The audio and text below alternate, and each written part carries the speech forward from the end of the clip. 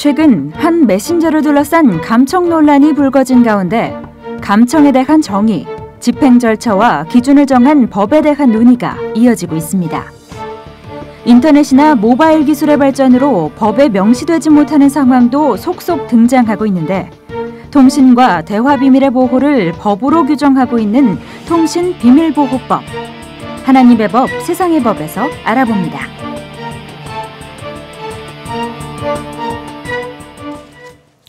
하나님의 법, 세상의 법, 이재만 변호사님 나오셨습니다. 변호사님 안녕하세요. 예, 안녕하세요. 네, 안녕하세요. 요즘 아무래도 가장 핫 이슈가 되는 게 이 개인정보, 감청이 아닌가 싶습니다.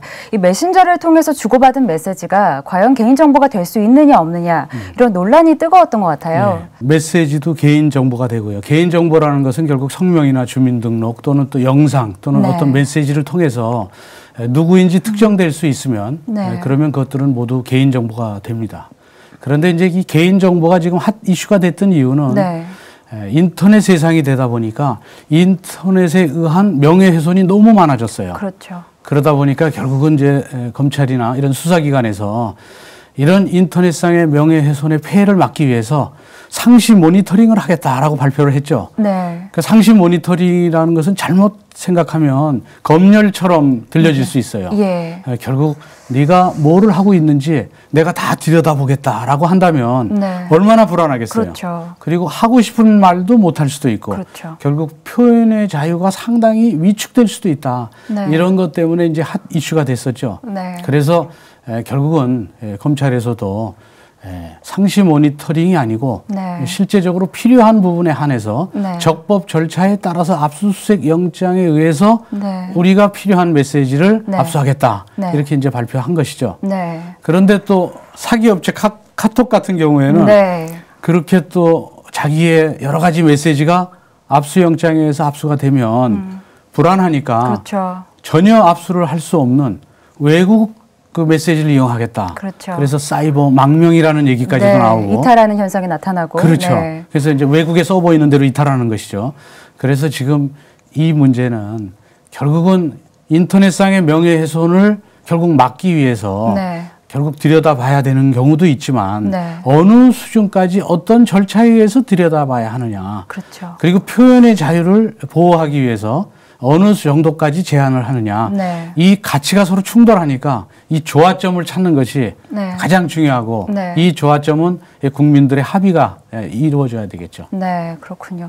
사실은 저희가 이제 인터넷 시대에 들어서면서 또 이 모바일들을 많이 사용하게 되면서 이런 문제가 말씀하신 것처럼 크게 불거진 것 같은데요.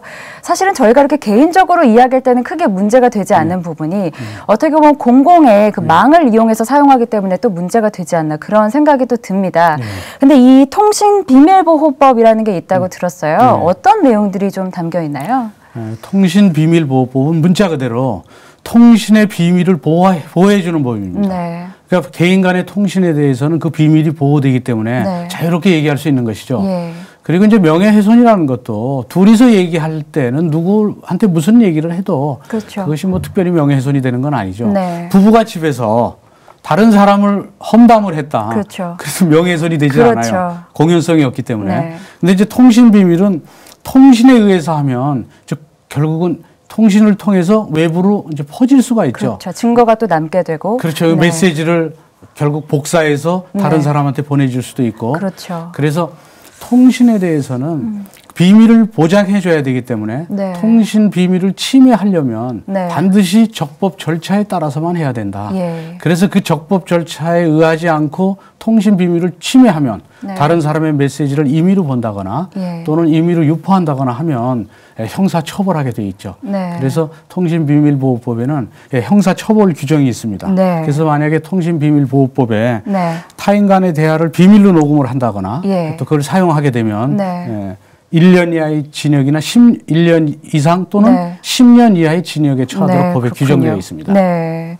그렇군요. 지금 스마트폰 이야기도 간단하게 해주셨는데요. 사실은 스마트폰 요즘에 누구나 다 사용하지 않습니까? 그래서 무언가를 녹음한다는 게 일상적으로 참 이루어지는 일인데 이것도 개인정보를 침해하는 게 될 수 있나요?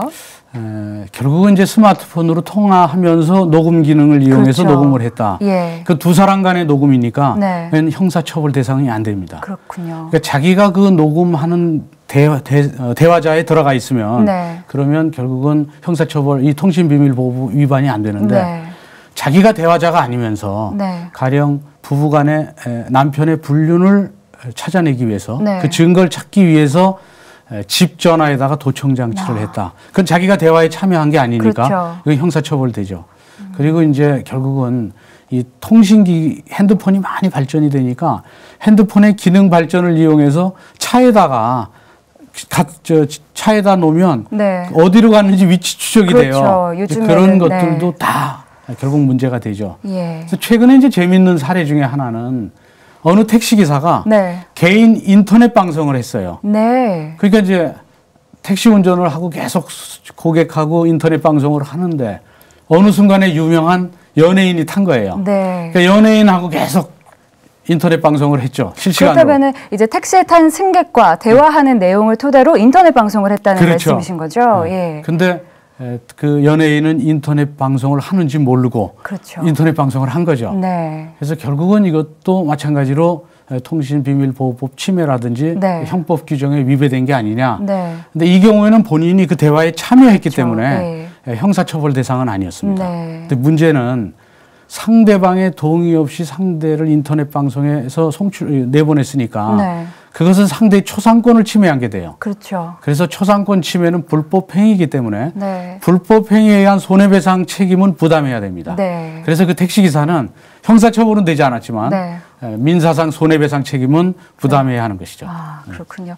어떤 부분에서는 또 적용이 되고 어떤 부분에서는 적용이 되지 않고 참 복잡한 문제이기도 한 것 같습니다. 어떻게 보면. 그게 이제 네. 쉽게 얘기해서 비밀 녹음이라든지 네. 이런 경우는 같이 대화에 참여해서 그 안에 자기가 대화자로 있으면 네. 그건 처벌되지 않습니다. 네. 근데 대화자로 있지 않으면서 안 있고 외부에 있으면 네. 결국은 다른 사람의 대화를 녹음하기 위해서 네. 도청 장치를 해놓으면 네. 이런 경우에는 처벌됩니다. 네.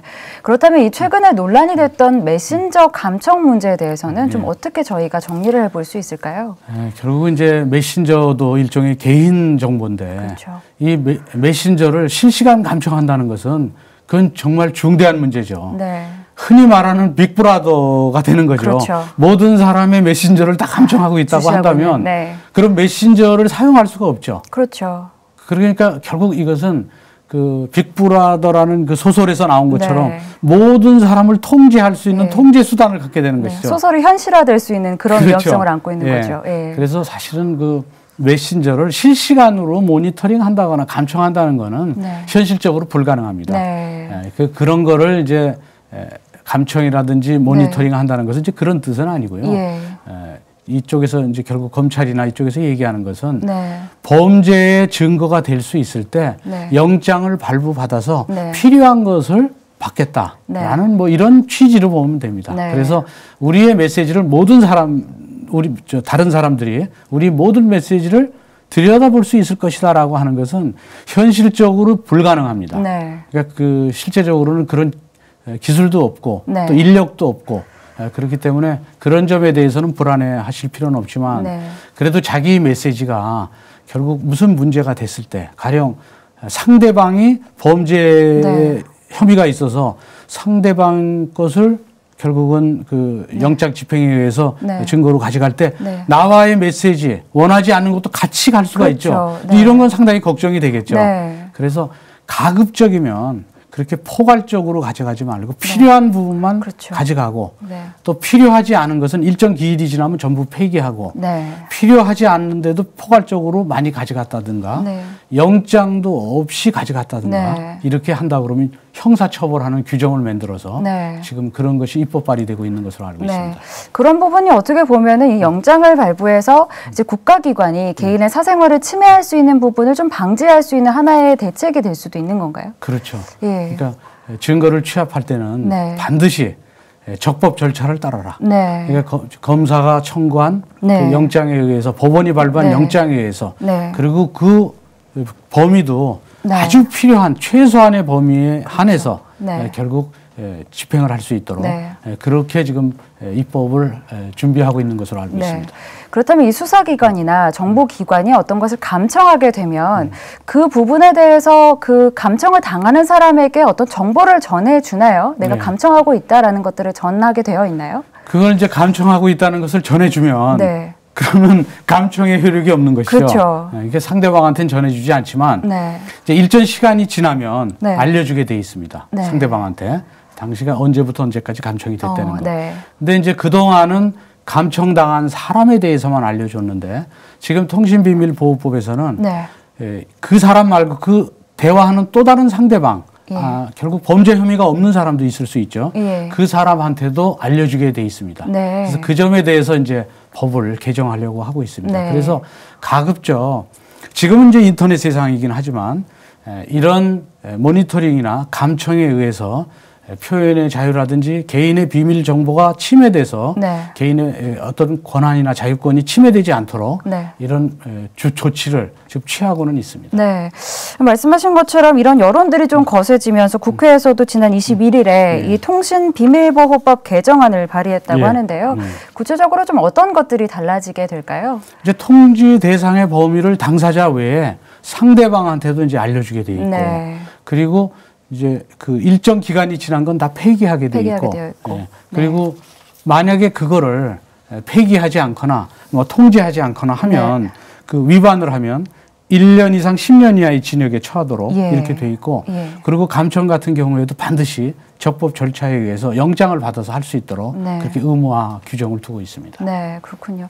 이런 어떻게 보면 법적인 안전장치들이 계속해서 마련은 되고 있지만 이 나의 사생활이 침해당하는 건 아닌가 하는 불안감이 사실은 사회적으로 계속해서 커지고 있는 상황입니다. 뭐 이것 때문에 최근 그 메신저 사건 같은 경우도 아예 이탈하는 현상이 발생하고 그랬는데요. 이런 부분에 있어서 어떤 해결책을 좀 제시할 수 있을까요?